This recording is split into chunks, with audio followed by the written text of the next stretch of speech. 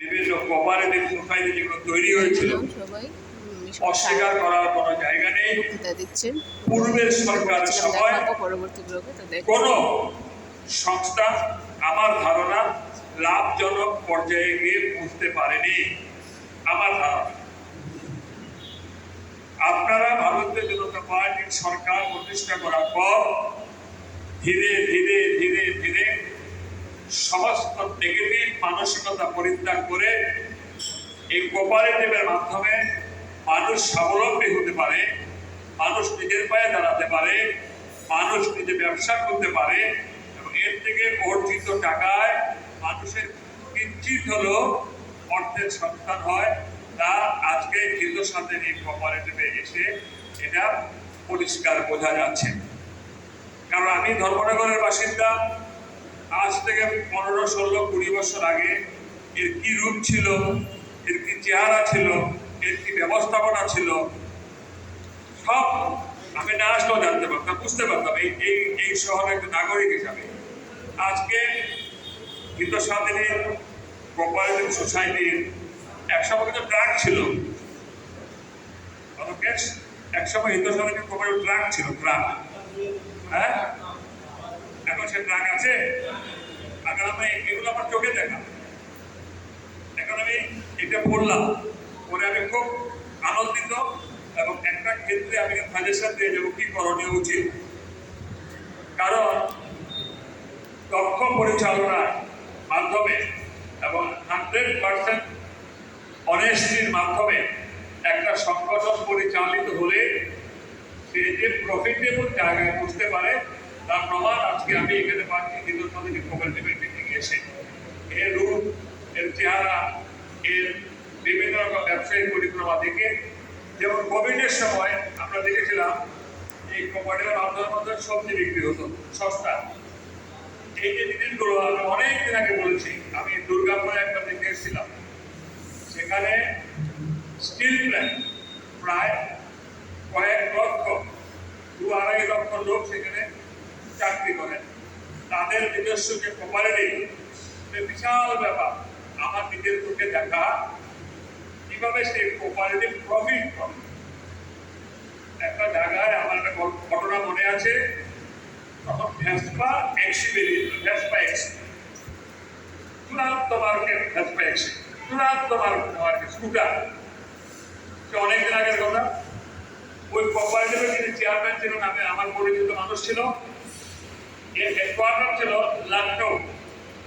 ভদ্রলোক গিয়ে ওই লখনৌ থেকে কোঅপারেটিভের টিম নিয়ে গিয়ে বললো যে আমি একসঙ্গে তোমার 50,000 ভেসপা এক্সি কিনবো, পার স্কুটারে তুমি আমাকে 5,000 করে রিবেট দিতে হবে।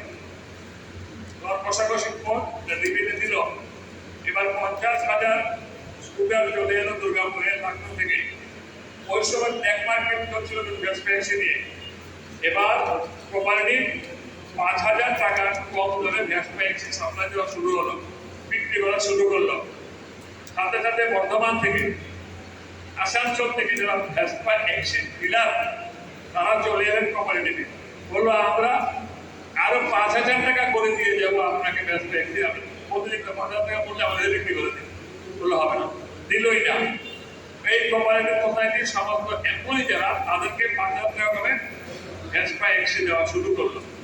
ওই ইন্ডাস্ট্রি মানে দুর্গাপুর স্টিল প্ল্যান্টে ডিএসপি, দুর্গাপুর স্টিল প্ল্যান্টের যারা কর্মচারী, তারা তাদের আই কার্ড দেখিয়ে 5,000 টাকা কম করে ভেসপা এক্সি দিত। তখন তিনি চিন্তা করতাম আমাদের রাজ্যগুলো হয় না কেন, আমাদের রাজ্যে সমস্যা কোথায়। আজকে রেশন শপ ব্যবস্থা দেখেন, আমাদের সরকারের মাধ্যমে রেশন শপের মাধ্যমে মানুষের যে ন্যায্য মূল্যের পাওনা সঠিকভাবে পাচ্ছে, সঠিক সময়ে পাচ্ছে। যে কোনো সময় অফিসিয়াল কারণে হোক, আপনার রাস্তাঘাট চলাচলের কারণে হোক, যদি 15 দিন 20 দিন কোথাও শর্টেজ হয়, সঙ্গে সঙ্গে বিরোধীরা হইচই শুরু করে দেয়, এই মাসের চিঠি পেলাম না, ও মাসে সেটা পেলাম না, কিন্তু সরকার পুষিয়ে দিচ্ছে এটা। এবং আমি কিন্তু কথা ধন্যবাদ জানাই যে 25,000 টাকা আমার হাতে তুলে দিল, যেটা মাননীয় মুখ্যমন্ত্রী দান তহবিলে দেওয়ার জন্য। সেটা আমি জনসভার মুখ্যমন্ত্রীর কাছে পৌঁছে দেবো, আমি সেটা ফেসবুকে দিই। এখন আমি যেটা বলছিলাম, আমি দেখে খুব ভালো লাগলো যে আগামী দিনের ব্যবসার কি কি পরিকল্পনা, আগামী দিনের ব্যবসার পরিকল্পনা পেজ নাম্বার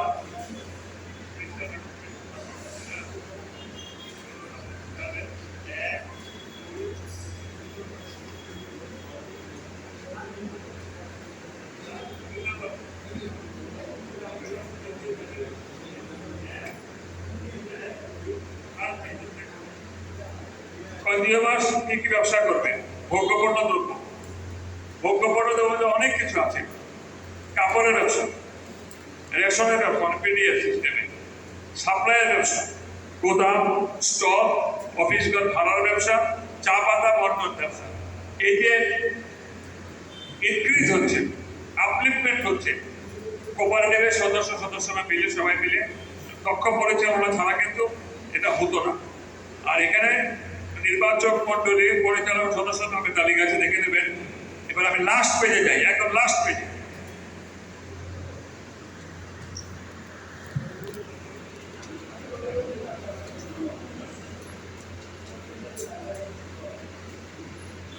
আগামী দিনের প্রস্তাবিত পরিকল্পনা, লাইব্রেরি, প্রিন্টিং এবং স্টেশনারি স্টোর খোলার প্রস্তাব, এগুলোতে ব্যবসা হবে। লাইব্রেরি, প্রিন্টিং এবং স্টেশনারি স্টোর খোলার প্রস্তাব, পেট্রোল পাম্প ব্যবসা চালু করার প্রস্তাব, কৃষিজ পণ্য ক্রয় করে গোদাম চালুকরণ এবং বিক্রয়ের মাধ্যমে ব্যবসা করার প্রস্তাব, এলপিজি ব্যবসা চালু করার প্রস্তাব, প্লাস্টিক ফার্নিচার ব্যবসা চালু করার প্রস্তাব। সবগুলো তো লাভজনক ব্যবসা। সঠিকভাবে এগুলোর পারমিশন পেলে, সঠিকভাবে পরিচালনা করতে পারলে এই যে লভ্যাংশ হবে, লভ্যাংশের অনেকটা যাবে মূলধনী খাতে, অর্থাৎ এটাকে ডেভেলপমেন্ট ঋণ পরিশোধ করা, পাশাপাশি এই কোঅপারেটিভ সোসাইটির সঙ্গে যারা যুক্ত সদস্যদের ফাইন্যান্সিয়াল ডেভেলপমেন্ট, যদি ধৈর্য ধরে সবাই মিলে থাকতে পারে। পাশাপাশি আমি নিশ্চয়ই আনন্দিত হব যে কোঅপারেটিভ সোসাইটির মাধ্যমে কোনো রাজনৈতিক দলকে চাঁদা দিতে হয় না, হয়নি? কি খবর কাজে লোক কোনো রাজনৈতিক চাঁদা দিতে হয়, যেটা পূর্বে আমাদের রক্ত অভিজ্ঞতা থেকে দেখেছি। তাই যে কোনো ক্ষেত্রে, সেটা কোঅপারেটিভ বলুন, পঞ্চায়েত বলুন, পুরসভা বলুন, সরকারি স্তরের কিংবা বেসরকারি স্তরের কোঅপারেটিভ, যে কোনো ক্ষেত্রে চাঁদা একটা দেওয়া বাধ্যতামূলক ছিল। তাই ধীরে ধীরে ধীরে ধীরে অর্গানাইজেশনগুলো সিক হয়ে গেল, দুর্বল হয়ে গেল, তারা ক্যাপিটাল জোগাড় করতে পারলো না। আপনি যদি